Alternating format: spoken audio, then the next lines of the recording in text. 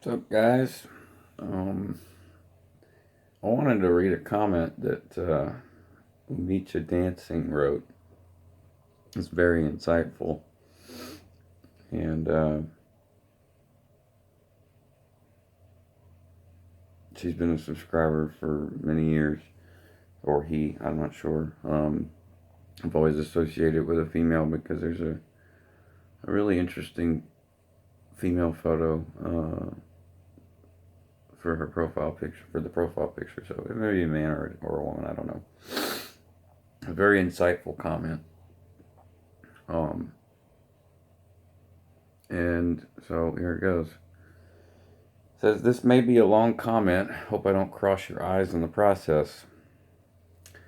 Uh, First, I'm very happy to hear that the doctor was able to figure out what the problem was so you can do the proper steps to get better.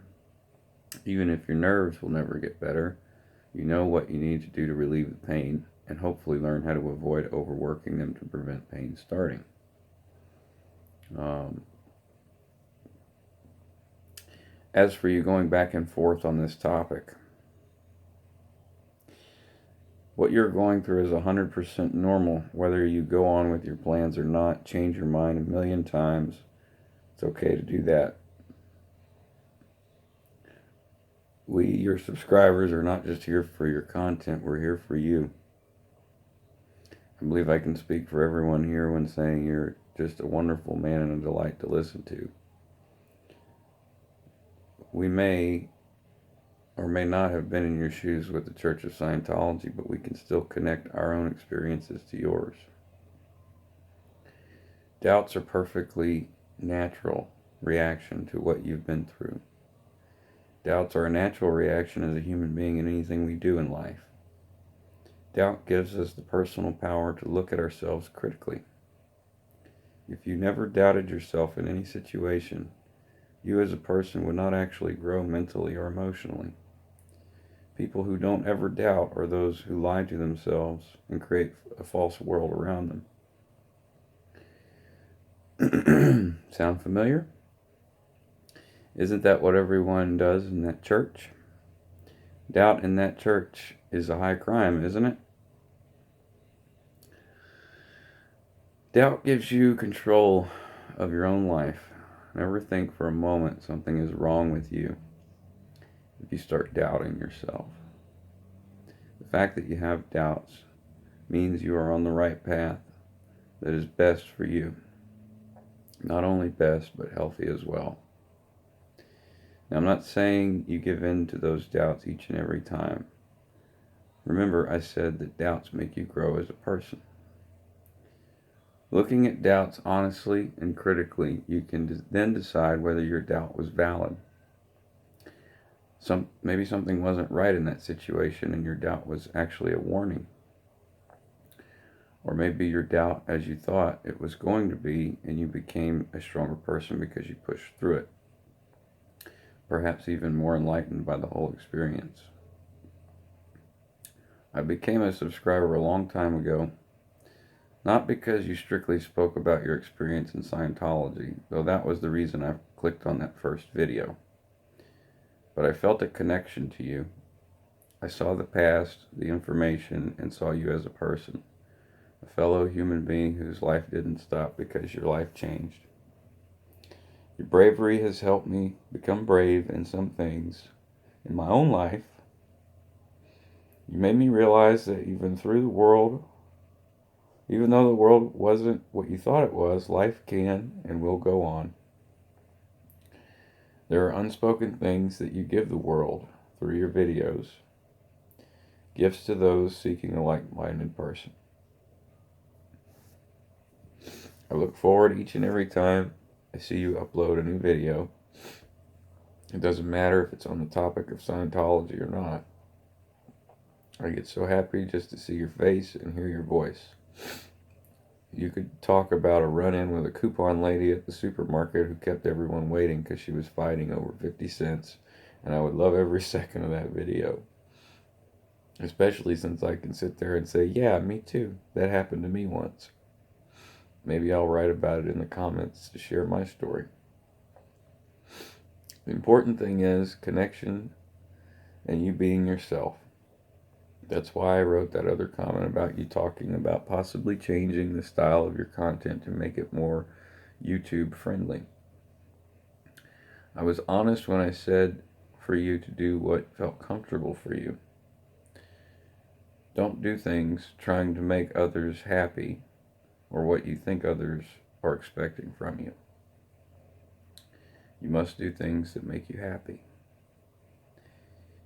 In the style and a way that best shares you with us or the world. This is your life, and we, the subscribers, are honored to know you, see you, and allowed to connect with you. You are truly a gift and a pleasure. I think I will stop there before I get really too deep and too long to read. LOL. The song was wonderful and drew the attention of my oldest son, 15, who was in the other room. He quietly walked in and listened. He said, and I will quote it, "Very beautiful, and I know how he feels. I hope I get that good playing the piano." We support you, and you support us. We're more than just subscribers and content creators. We're friends. We'll meet you dancing. Now I want to talk a little bit about virtual friends, because I have some experience with this.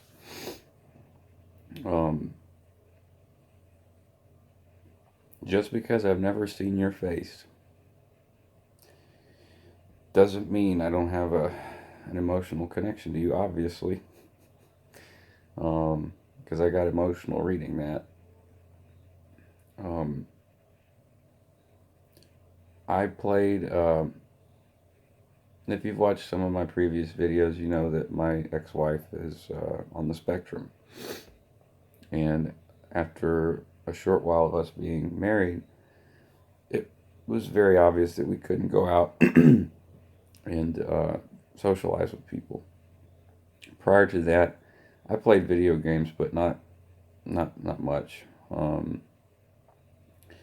And I had a friend in high school who started playing World of Warcraft, and I never saw him again. So I was like not really interested in online MMOs. However, and then the genres were never really my thing. High fantasy, orcs and goblins and elves and stuff. I mean, there's very few franchises that I'm interested in that way.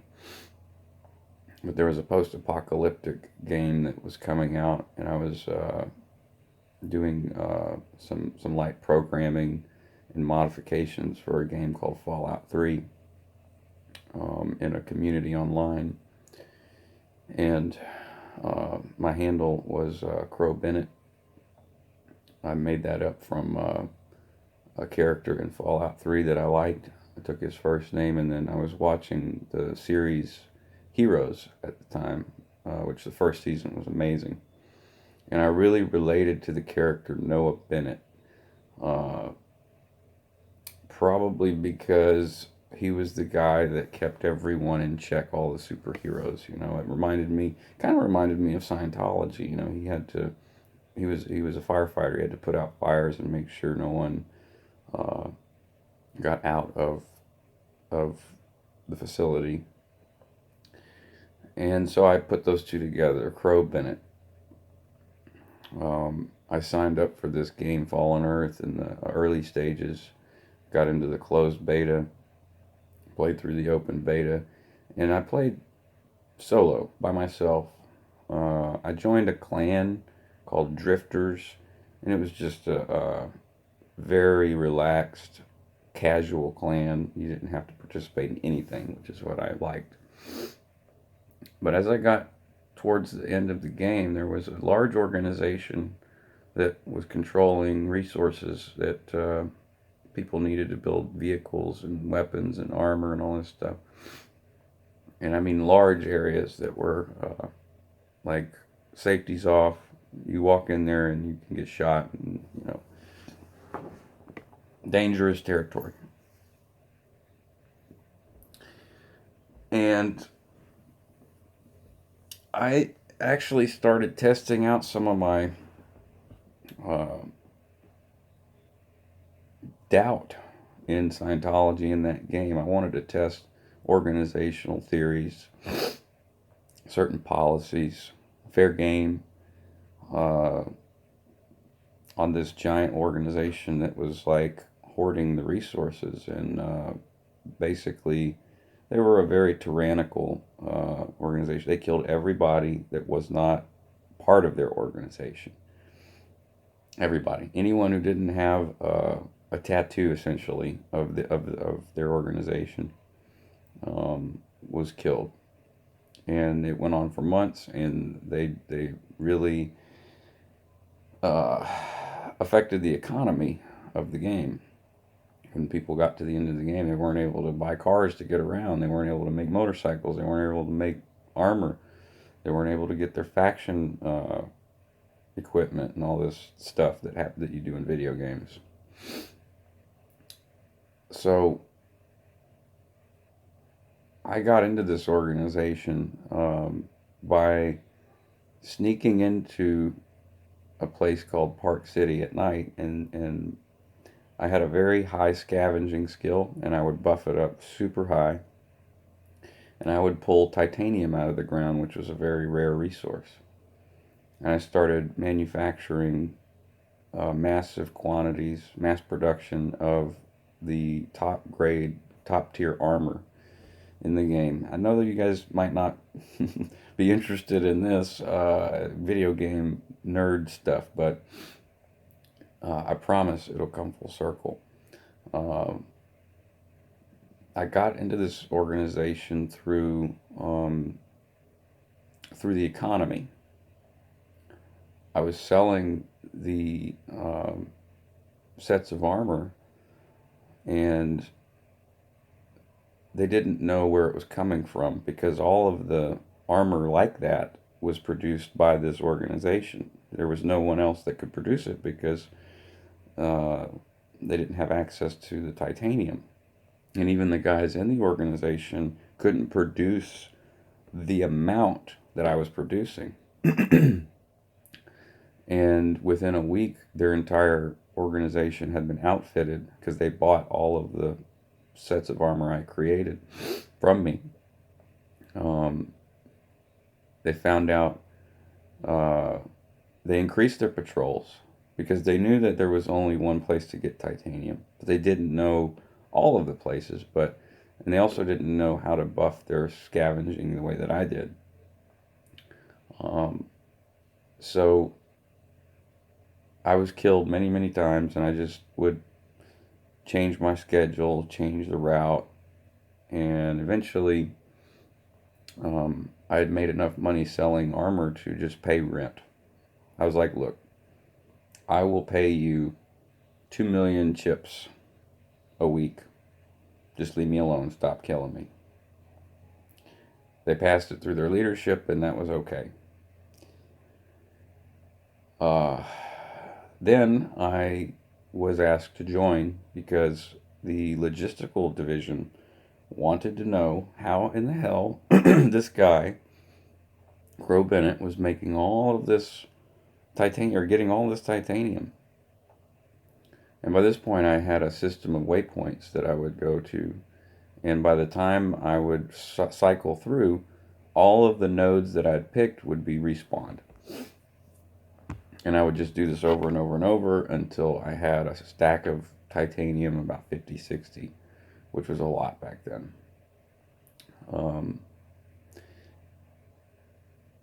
So once they kind of caught on that I was like making a lot of money off of them, like the 2 million chips I gave them every week was just a small fraction of what I actually made on the market. And the logistics guys knew that, so they got with the leadership and recruited me, so I didn't have to pay my 2 million a week anymore. Well, I still did not like the organization. I got into the organization. It was very abusive. Uh, from the top level leadership, because it was organized like the World War II style army hierarchy. So you had these different divisions and military sub commands, and it was a very uh, meticulously run organization online. And the leader of the military sub command was not like that at all, which is probably why he spoke about having trouble getting a sub command, because he had trouble following orders the way that they wanted him to.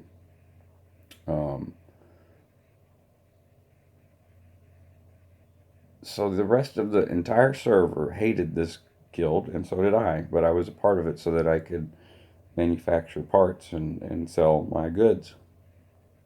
It wasn't very long before I was pulled into a CTA, which is a call to arms. And if you were in this guild and you were level 45 and there was a CTA, you dropped everything you were doing and joined up with First Platoon and went and fought. So there's a video out there. If you YouTube, Fist of the Empire Strikes Back, volume part one. I might link it in the description. And that was my first real fight. I recorded it. I did very poorly. I died. My Latvian friend Ganji reses me in the video. I wasn't very much good at PvP, player versus player. But what I'm getting at here is that this was the beginning of a bunch of online friendships, virtual friendships. The beginning. And we were all sort of indoctrinated into this culture, this sort of military gaming culture, that literally, I could go into a lot of detail about how I manipulated this group, and maybe I will sometime. It would be cool for me to go actually in the game and possibly stream and show, what events happened where and all that. That would be something that I'd like to do. But the moral of the story is the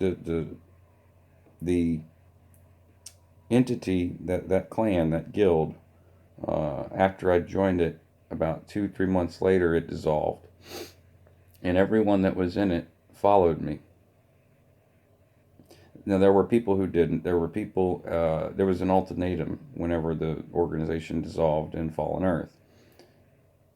You could go play Star Trek Online with Fist of the Empire and keep your citizenship of the guild, or you could stay in Fallen Earth and be reduced to a provisional member. And that essentially means that you're fired, in Fist of the Empire speak back then. So I left the guild, and created a guild called Exile, and I started getting messages from people. And one by one, all of the top level PvPers that were in the game started joining my clan. And it was within an hour I had almost all of the top level players in my clan, and all of a sudden I'm the leader of this extremely powerful, knowledgeable, dedicated, disciplined group of individuals. And they were behind me 100%. I hijacked this thing. I went from being a solo player, nobody, never really PvP'd, but just making craft and making armor, to leading this giant group. And it was pretty overwhelming, but fun, because my wife and I never socialized. We never went out. So this was a way for me to make those social connections. This is what I'm talking about, virtual friends. Now, over the years, I've actually met some of these people in real life. And I still am in contact with people all over the world, because this Fist of the Empire Guild was uh, recruited internationally. So, and to this day, we still have a VoIP server where all of these people um, that joined me after Fist of the Empire uh, hang out. Um, they were there for me through my divorce. They were there for me through all my shit, and likewise, there's been people who've gone through things. We've been there for them as well. Um, and these are people that I have developed very strong feelings for, and they're just very far away. And some of them I've never met. Uh, my friend in Latvia, uh, and my friend in Germany, uh, and my friend in Greece. You know, all these guys, I feel like if they needed anything, if I was able to do it, I would do it. You know, they're really true friends. Uh, the fact that I've never seen their bodies and their face doesn't change the fact that there is a connection there, because of what we've all been through in game and in real life. Um, and so this comment really, it really moved me a lot, and it made me feel a lot better, because you're right. You know, I mean, maybe that's part of. You know, I really want to. This is a very lofty goal. I mean, Steve Hassan is the only ex-cult member that I know of that has a PhD, and he was a Mooney. If any one of you know of a ex-Scientologist who has a PhD in psychology or psychiatry, I'd love to know about him. Uh, and if not, I know it's a lofty goal, but I would love to be that. I would love to be able to speak on a topic such as Scientology in a way that Steve Hassan talks about Moonies. I mean, he does interventions and stuff to help people get out of cults, but his real expertise would be in the Moonies, because he was a Mooney. It's not to say that he can't help ex-Scientologists or Mormons or anybody, even Christian cults, because his knowledge is very, very extensive. The bite model is very, very accurate, in my opinion, having been in a cult. But doubt is natural, and doubt in the church is not okay. And so I shouldn't have to apologize for my video the other day, but I will, because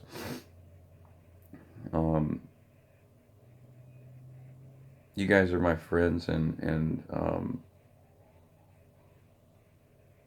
there were a couple of responses that I realized, wow, I kind of just disconnected from my friends with that video, and this, I just had a moment, you know. Talking about this stuff over the years has not been super easy, and there's people very close to me that I know that have never spoken about it publicly, and there's a reason for that. You know, it's not easy. It's not easy, especially to start. There's a lot of there's a lot of fear involved with it. So, But the amount of truth in this comment is, it's amazing. This is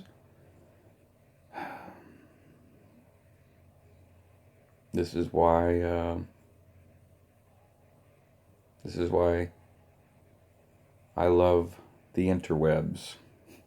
This is why I love internet communities. This is why I love connecting with people online. There's no matter what anybody says, I've got older parents that kind of don't understand what's going on. Like, I've got my headphones on. I'm talking to a guy in Greece and Germany and Latvia and the United States and the West Coast and Canada and South Africa and Australia. At one point, we even had a Japanese member. Poor guy. The only thing he could say was Discovery. Discovery. Discovery meant he found an enemy. But no, that connection is very real, and this just reminded me of that. Like I said before, especially in the beginning, I locally, even my own family thought that I was sort of circumventing my responsibility as a father during the divorce and stuff, and thought that I was trying to avoid the or bring attention to something else other than the accusations that my ex-wife had alleged against me. So you guys were here for me during that time, and I needed that, and that's what friends are for, right? A friend in need is a friend indeed.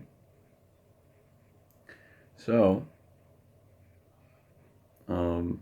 that's what I got to say about that. Virtual friends.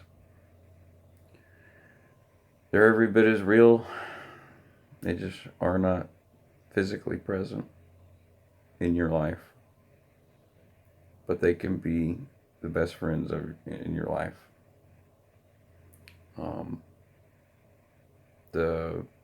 The military sub-command leader, he's going to hate me for saying this. I won't say his name. But the military sub-command leader for Fist of the Empire, back in 2009, before the organization was dissolved,